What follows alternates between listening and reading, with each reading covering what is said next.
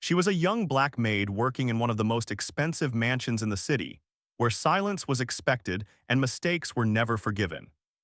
Every morning she arrived before sunrise, wearing the same modest uniform, stepping quietly through the grand gates as if she belonged only to the background of someone else's life.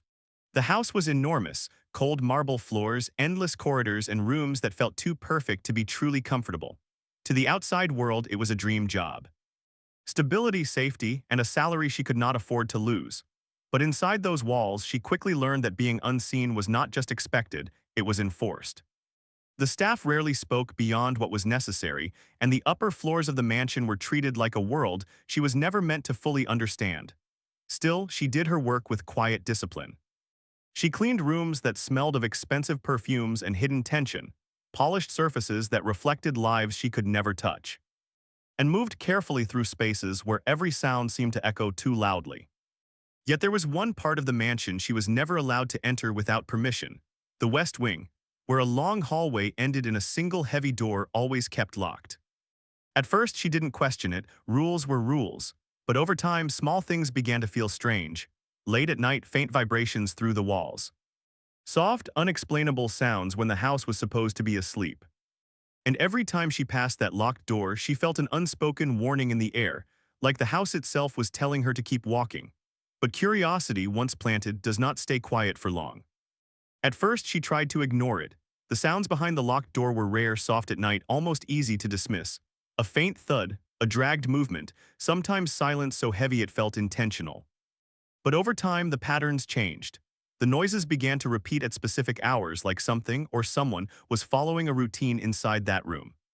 One evening, while cleaning the hallway nearby, she stopped without meaning to. The mansion was unusually quiet, the kind of quiet that made every breath feel too loud. And then it came again, low, distant, unmistakably real, not an echo, not pipes, something alive. Her hand tightened around the cleaning cloth. She told herself to keep moving, she always did. But her feet didn't listen right away. That was the first time she noticed something else. A security camera directly pointed toward the hallway, not the front entrance, not the valuables, that door. That specific stretch of corridor. It was positioned too precisely to be coincidence. Her chest tightened, but she forced herself to continue walking as if nothing had happened. The next day she tried asking another staff member about the West Wing. The response was immediate, too quick, too rehearsed, a warning disguised as advice. Don't go near there, just do your job. No explanation, no curiosity, just fear wrapped in silence, and that silence started to feel heavier than the noises. Days passed, but the mansion began to feel different around her. Conversations stopped when she entered rooms. Footsteps changed direction when she approached certain areas. It wasn't spoken, but it was clear she was not supposed to be thinking about that door. Still, the sounds continued. One night she stayed later than usual, finishing her duties after most of the staff had gone. The house was darker than she had ever seen it, the kind of darkness that swallowed light instead of simply fading it. As she passed the hallway again, the sound returned, stronger this time, closer. A sharp metallic scrape, then a low voice too faint to understand. She stopped completely. For the first time, she felt something she couldn't explain, not just curiosity, but certainty that something inside that room was aware of her presence. Then suddenly, the sound stopped. Total silence. And in that silence, she noticed something she had missed before, a thin line of light slipping from beneath the door. As if whatever was inside had just become aware that she was standing there. And then, slowly, the door handle moved. The moment the handle moved, everything inside her went still. She didn't step back, she couldn't. It was as if her body had locked itself in place, caught between fear and something heavier, truth about to surface whether she was ready or not. Slowly, the door opened just a fraction. A strip of cold, artificial light spilled into the hallway, and what she saw made her breath stop completely. Inside was not what she had imagined, not a single clear answer, not a simple secret, but something far more disturbing. The room looked sterile, almost clinical, too clean, too controlled. Like it wasn't meant to be lived in, but hidden in. And there were people, not guests, not staff, people sitting in silence, arranged carefully, watched over by security positioned in every corner. Cameras blinked above them like unblinking eyes. No one spoke, no one moved freely. The air itself felt restricted, as if even breathing required permission. Her mind struggled to process it.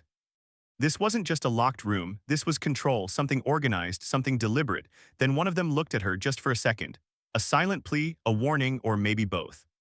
Before she could react, a sharp voice cut through the hallway behind her.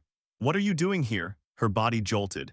A security guard stepped into view, blocking the corridor instantly. His presence was not loud but absolute, the kind of authority that didn't need shouting to be understood.